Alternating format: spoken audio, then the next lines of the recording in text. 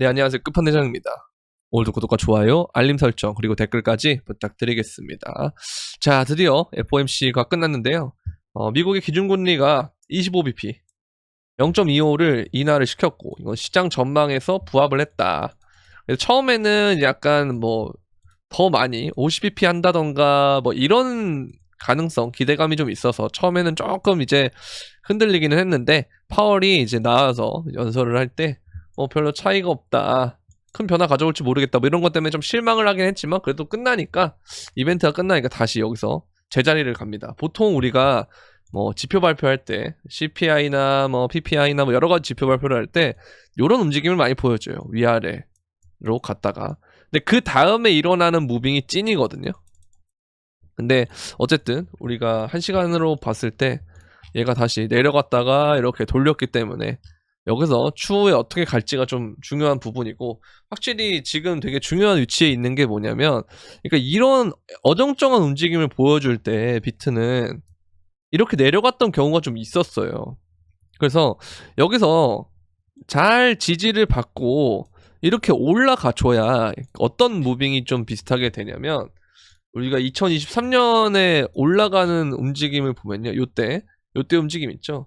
이동평균선을 키고 보면은 여기서 꾸역꾸역 버텨주면서 이러한 움직임으로 올라가는, 낮은 각도로 그러한 패턴들이 있었잖아요. 그걸 이제 조금 우리가 짧은 텀으로 그런 게 일어난다라고 했을 때 얘가 이런 움직임이 되는 게 아니고 여기서 약간 이제 이러한 움직임 있죠.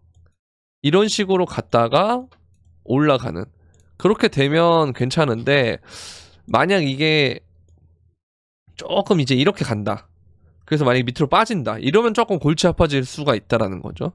그래서 그런 걸 좀 참고하셔야 될 것 같고, 도미넌스가 여기서 이렇게 반등을 줬는데 그리고 빠졌잖아요. 다시 한번 반등을 줬어요. 근데 이 구간에 막혀서 지금 떨어지고 있단 말이죠. 그러면 이제 다시 전저점을 만약 강하게 뚫리게 되면 다시 한번 이 선 부근, 여기가 이제 어디냐면 한 56%대 초반 정도까지 올 텐데, 그 구간마저도 밑으로 강하게 돌파하게 되면 그때는 정말 이제 알트 시즌이라고 생각을 해야 될 것 같은데요. 그때는 이제 본격적으로 거래소에 있는 알트들도 많이 오르고 그럴 가능성이 높은데, 근데 그때가 되려면 사실 얘가 좀 더 가주는 게 베스트예요. 제가 그 2021년 얘기를 계속 드렸는데, 2021년에도 보면은 도미넌스가 본격적으로 빠질 때가 이때인데요. 요때 이때를 보면 어쨌든 1월 초에 보시면 쫙 빠져요. 1월 중순까지. 그 다음에 얘가 꾸역꾸역 회복하는 과정에서 어느 순간 강하게 돌파하면서 이게 도미넌스가 쭉 빠질 때, 그때 우리가 이제 엄청난 알트장을 즐겼단 말이죠. 그러면서 막상 여기서 비트가 생각보다 지지부진하게 가는 동안 우리는 엄청난 알트장을 경험을 했단 말이에요. 그것처럼 마찬가지의 경우라고 생각을 해요. 여기도 그렇게 가려면 이렇게 꾸역꾸역 가다가 어쨌든 이걸 강하게 돌파하면서 신고점을 가야 되는데, 이런 움직임이 없이 만약에 밑으로 빠진다라고 하면 이제 좀 시간이 더 걸리겠죠. 그럼 이제 이런 식의 선을 봐야 되거든요. 2023년처럼. 그러니까 2023년을 요 구간에서 일어나는 게 좋지, 여기서 이렇게 빠져버리게 되면 아까 말씀드린 대로 이렇게 큰 텀에서 보기 때문에 시간이 더 걸릴 수 있다. 그래서 우리가 조금 골치 아픈 상황들이 생길 수 있다라는 거죠. 그래서 그런 것들을 좀 방지하려면 어쨌든 여기서 좀 빠르게 지지하면서 올라가 주는 게 좀 베스트다라고 보시면 될 것 같아요. 그래서 우린 토탈3도 마찬가지로 이제 신고점 영역에 거의 다 왔거든요.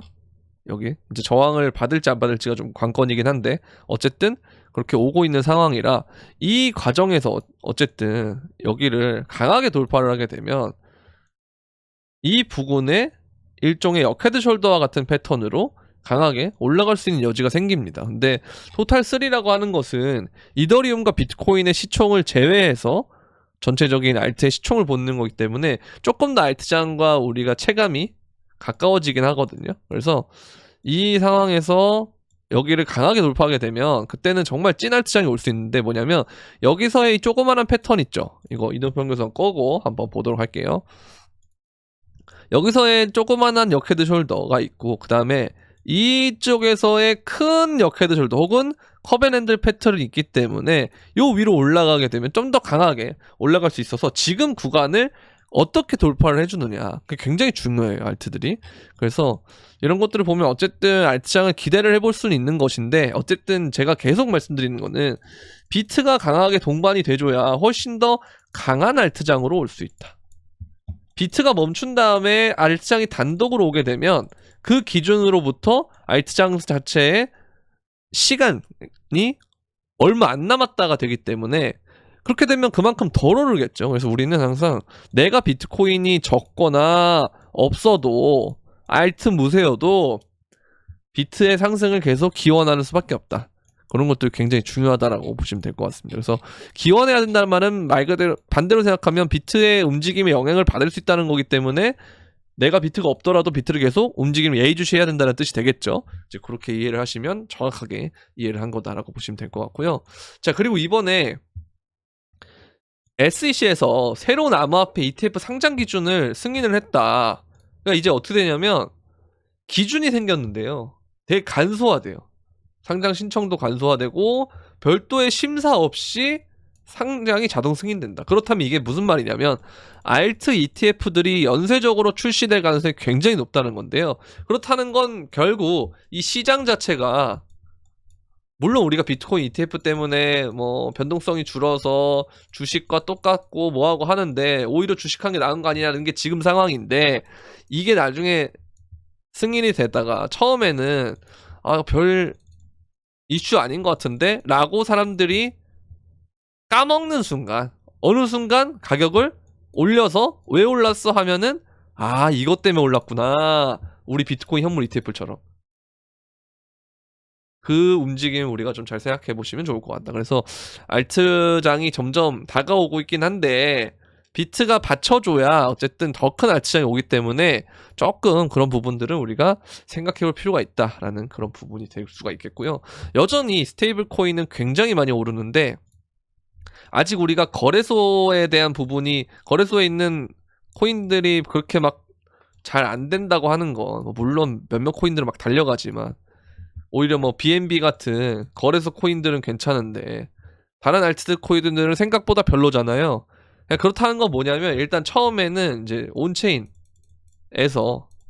이 스테이블 유입을 바탕으로 한 바퀴 돌고, 그 다음에 이제 거래소로 돌 것 같으니 거래소 코인이 돌고, 그 다음에 이제 알트로 가겠죠. 그게 이제 이때가 되면 토탈3가 많이 오를 때 요게 애들이 많이 올라주면서 토탈3가 오르는 그런 영향이 될 건데, 어쨌든 이런 흐름으로 흘러가고 있다라고 생각하시면 좋을 것 같아요. 그래서 내가 알트를 잡을 때도 그런 메타의 흐름을 잘 보고 자금에 대한 이 순환, 요거를 잘 보시면 좋을 것 같다라는 말씀을 드립니다.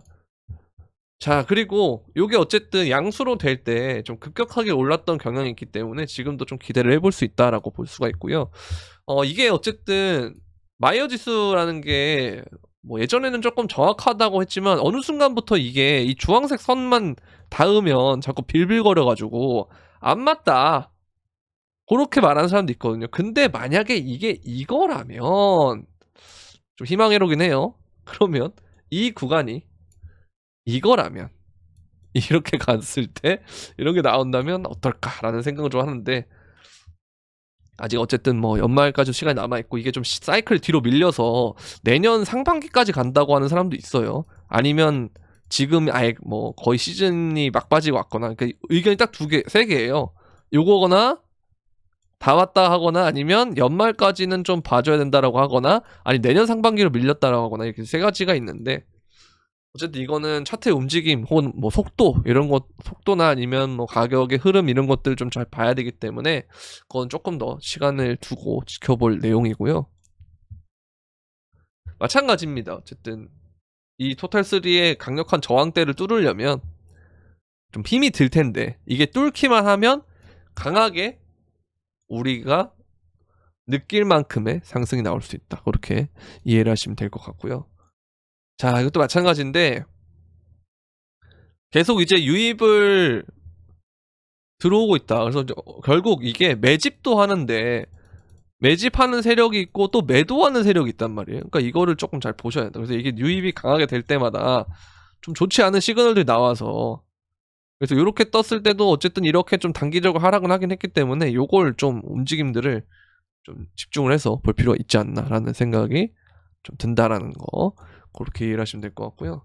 자, 그리고 도미넌스 아까 말씀드린 대로 2017년에도 빠르게 내려갈 때 있었고 요때 2021년에도 빠르게 내려갈 때가 있었는데, 어찌됐든 간에 그 과정에서 비트가 오르는데 도미가 떨어지는 순간이 가장 베스트거든요.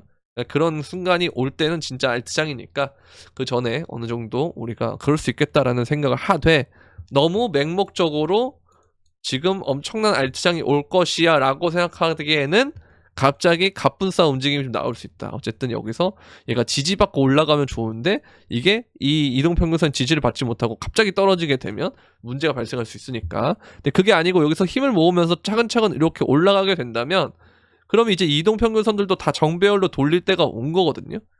그렇죠? 여기서 역배열로 돌렸다가 다시 정배열로 돌아가는 과정이니까. 그렇게 되면은 다시 가격 움직임이 탄력을 받을 수 있다라는 거.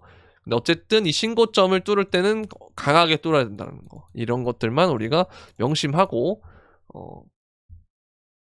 투자를 하면 좀 도움이 될 것 같다라는 생각이 듭니다. 어쨌든 이 금도 계속 신고가를 가고 있고요. 금이 조금 먼저 선행을 하고 주춤할 때 코인이 올라요. 그런 경향이 좀 있어요. 근데 얘가 어쨌든 이 가격대를 지켜내면은 조금 걸릴 것 같은데, 이게 만약에 빠지고, 그죠? 빠지는데 막 코인이 갑자기 막 오른다 이러면 또 베스트긴 해요. 그래서 그런 상황들을 좀 잘 보시면 좋을 것 같고, 달러는 계속 약세를 되고 있지만 환율은 조금 어쨌든 심상치가 않다, 뭐 그렇게 보면 될 것 같고, 뭐 여러 가지 움직임들이 있지만 전반적인 상황 자체는 조금 그래도 한숨 돌릴 수 있을 만한 그런 상황 간 것 같다라는 말씀을 드리면서 오늘 영상은 여기까지 하도록 하겠습니다. 네, 도움이 되셨다면 구독과 좋아요, 알림 설정, 그리고 댓글까지 부탁드리면서 그럼 안녕.